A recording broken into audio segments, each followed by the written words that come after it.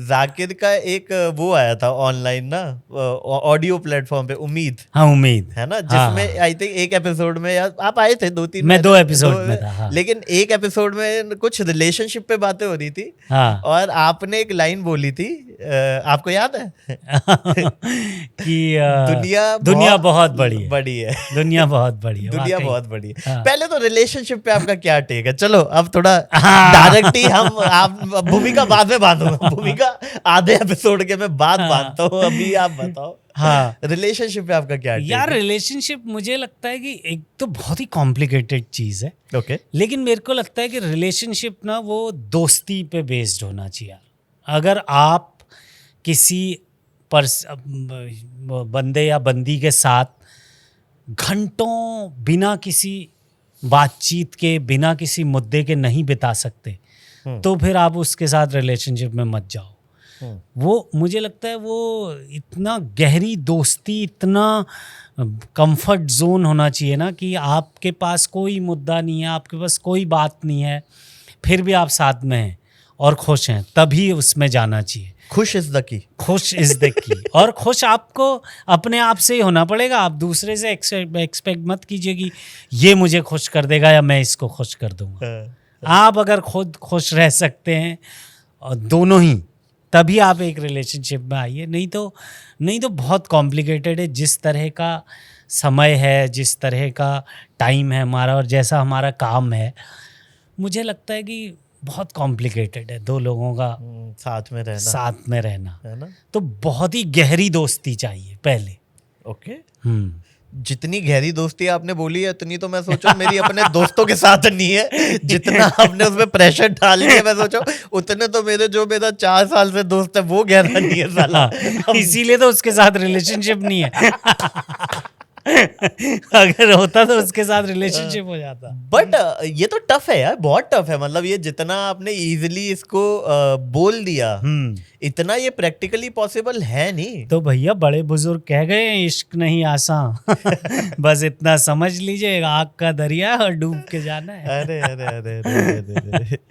तो I think उस episode में मुझे जहां तक याद है, जाकिर ने कुछ ये वाली बात की थी कि अगर आपको कोई आई थिंक, मुझे एग्जैक्टली अब याद नहीं है, लेकिन उसमें कुछ ऐसा बोला था कि अगर आपको कोई बहुत ज़्यादा डिसरिस्पेक्ट हो जा रही है तो आप उससे निकल जाइए और फोमो में मत रहिए कि यहीं रहना है और आगे कुछ नहीं होगा। करेक्ट है ना?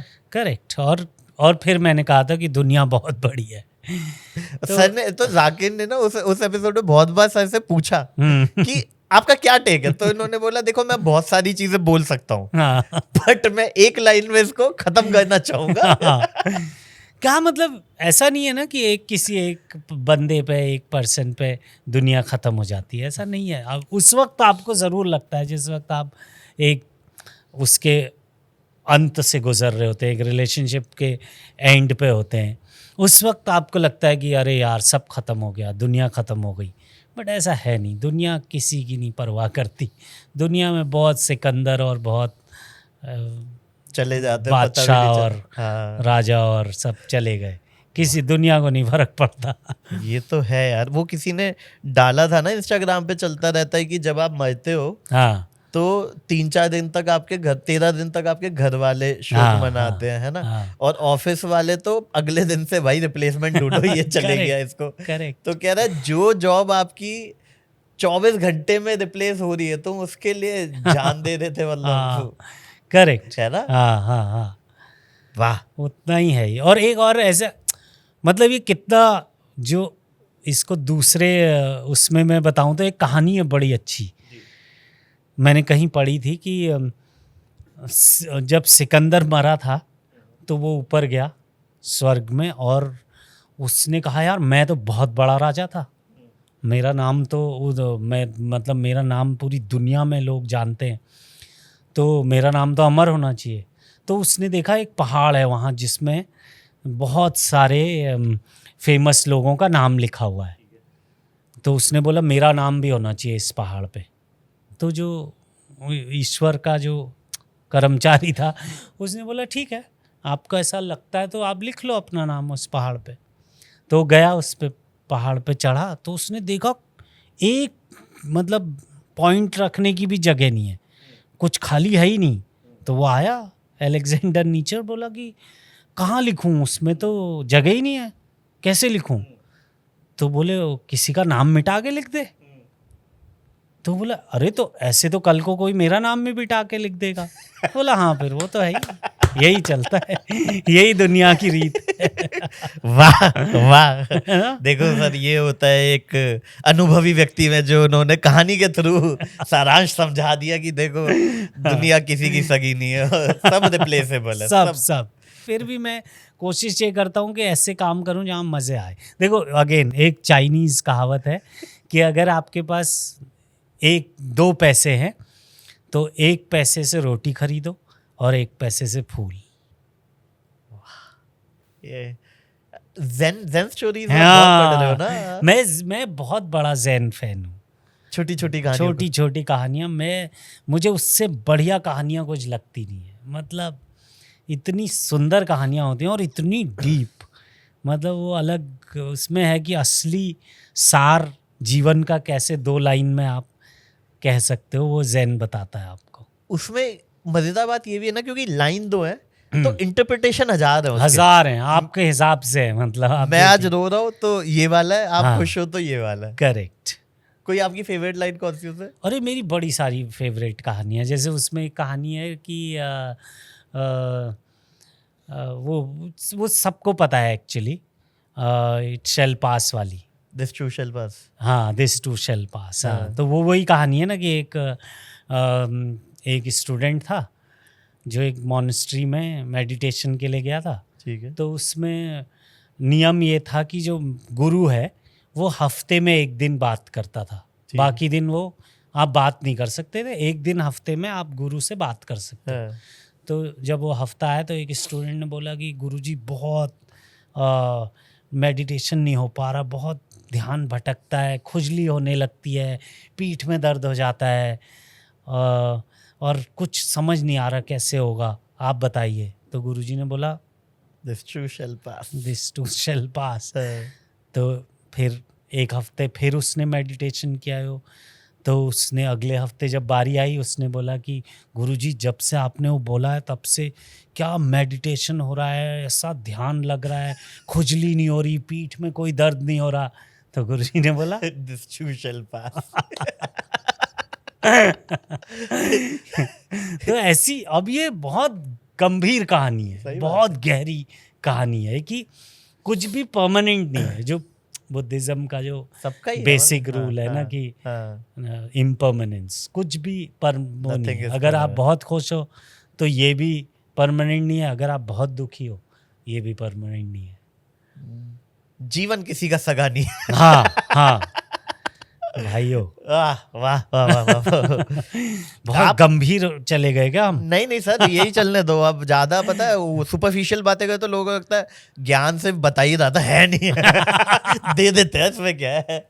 आपको आई थिंक 20-22 साल हो गए होंगे थिएटर इंडस्ट्री में और फिर मतलब क्रिएटिव फील्ड में। तो जो 22-23 साल या 20 साल का बच्चा है जो थिएटर में घुस रहा है, एक तो एक्टिंग उसको डेफिनेटली सीखनी पड़ेगी, लेकिन जैसे एक होता है आर्ट, एक होता है आपका नेटवर्क, है ना। आर्ट तो आप ही सीखोगे over the period of time. तो जो 20-22 साल का बच्चा है उसको क्या चीजें इंपॉर्टेंट रखनी चाहिए अपने बुलेट में कि ये चीजें करो तो मेरी ओवरऑल ग्रोथ होगी? लेकिन नहीं, ये बहुत अच्छी बात कही आपने कि क्या है, जब हम आर्टिस्टिक फील्ड में जाते हैं ना, हम ये जो अपना जो मार्केटिंग का हो या जो भी ये वाला पार्ट भूल ही जाते हैं। मुझे लगता है उसका बैलेंस चाहिए कि आप अपना जो क्रिएटिव काम है वो तो कर ही रहे हो, बट साथ साथ आप कैसे अपने को प्रेजेंट करना है, कैसे आपको मार्केट में सेल करना है, वो भी इक्वली इम्पॉर्टेंट है। क्योंकि कई सारे जो अच्छे आर्टिस्ट होते हैं उनको नहीं आता हाउ टू सेल योरसेल्फ। तो वो मेरे ख्याल से वो सीखना, मार्केटिंग बहुत ज़रूरी है। और ये जो आजकल के जो यंग लोग हैं वो तो मैं देख रहा हूँ वो काफ़ी अच्छा कर रहे हैं ये सब। लेकिन हाँ, जैसे हम जब ड्रामा स्कूल में थे हम अक्सर ये बात करते थे कि यार इसके अलावा भी तो ये भी तो आना चाहिए ना कि हाउ टू अप्रोच, कि कैसे how to look for the work, वो नहीं आता। How to sell your talent. हाँ, how to sell your talent. आपको अपना काम तो आता है बट ये कैसे पता चलेगा लोगों तक कैसे पहुंचेंगे आप, ये नहीं सही बात आता। वो ज़रूरी है आई थिंक वो। मैं जब 2012 में स्टैंड अप शो किया था ना, हाँ तो बहुत ही, तब तो आपको बताइए इंडस्ट्री थी ही क्या, कुछ भी नहीं थी। तो मैंने कहा यार सबसे पहले ना वेबसाइट बनाते हैं। वेबसाइट बनाई, फिर कुछ शोज इधर उधर किए, हल्का अगर कहीं पे मैं 2 मिनट भी परफॉर्म करके आऊँ ना, मैंने अपनी वो लोगो डाल दिया। मैंने कहा भाई यहाँ पे शो किया है। जहाँ पे 1 मिनट भी क्या, मैंने कहा लोगो डालो। लोगो इम्पोर्टेंट था उस टाइम पे। 1 साल में मैंने 30-40 लोगो ऐड कर दिए अपनी पीपीटी में। हाँ और 2-4 फोटो तो थी, क्योंकि ऑब्वियसली जहाँ जाता था फोटो इज द की, पैसा इज नॉट द की। पहले साल में photo is the key, logo is the key. 1 साल में मेरे पास आ गए ठीक ठाक, मतलब 3 पेज का डॉक्यूमेंट बना दिया मैंने। ओके अब जिसको मैं भेज रहा हूँ उसको क्या पता 1 मिनट की परफॉर्मेंस थी। उसको लग रहा है भाई लड़का टैलेंटेड, और टैलेंट तो था लेकिन बेचो कैसे। फिर मैंने, और जो कि सच भी है कि इतनी जगह परफॉर्म तो किया ही है ना। 1 मिनट किया, 2 मिनट किया। और फिर क्या बोलते हैं, दूसरा उस टाइम पे मैंने किया था, फेसबुक काफी पॉपुलर हो रहा था। और तो मैंने कहीं से तो ढूंढा किसी को, मैंने कहा भाई वेरीफाई करवा दे यार, बस तू ये वेरीफाई करवा दे, जो तुझे जो करना करे वेरीफाई करवा दे, नीला टीका लगवा दे। हाँ वो उस टाइम पे ये सब नहीं था ना, पेड वाला। हाँ तो उसने कैसे ना कैसे वेरीफाई करवा दिया। मैं कहा भाई ये deadly combination, PPT plus verified. लड़का ये सब सीखना बहुत जरूरी है यार आज की डेट में। जैसे मैं तो अभी तक वो इंस्टा क्रैक नहीं कर पाया हूँ। मुझे समझ नहीं आता कैसे इंस्टा में, जैसे मैं सबको जानता हूँ जो इंस्टा के किंग्स हैं, लेकिन मुझे नहीं समझ आ रहा इसको कैसे क्रैक करने। मुझे लगता है यार ये तो नौकरी है ये इंस्टा। मैं इंस्टाग्राम की बिना पे किए ये मुझे पे भी नहीं कर रहा, मैं नौकरी कर रहा हूँ, रोज कुछ लिख रहा हूँ, कुछ डाल रहा हूँ, मेरे से नहीं हो रहा ये। जो मुझे पैसे दे रहा है इतनी नौकरी तो मैं उसकी नहीं, हाँ उसकी ना करूँ, इतना ही लिखना पड़ता तो मैं इतना फोटो ढूंढो और ये करो, ये नहीं हो पा रहा यार। यही तो सर गेम है। जिसने क्रैक किया है वो मुझे बताओ भाइयों कैसे क्रैक करना है। Client is here guys, client is here. बनाओ आप। मैं आप लोगों सक्सेस स्टोरी फिर मैं शेयर करूंगा, अपनी बायोग्राफी में आपका नाम आएगा दोस्तों। तो गाइस ऐसी छोटी छोटी क्लिप्स में पैक आपको बड़ा एंटरटेनमेंट चाहिए, so don't forget to like, share and subscribe to काफी वाइल्ड लाइफ शो क्लिप्स।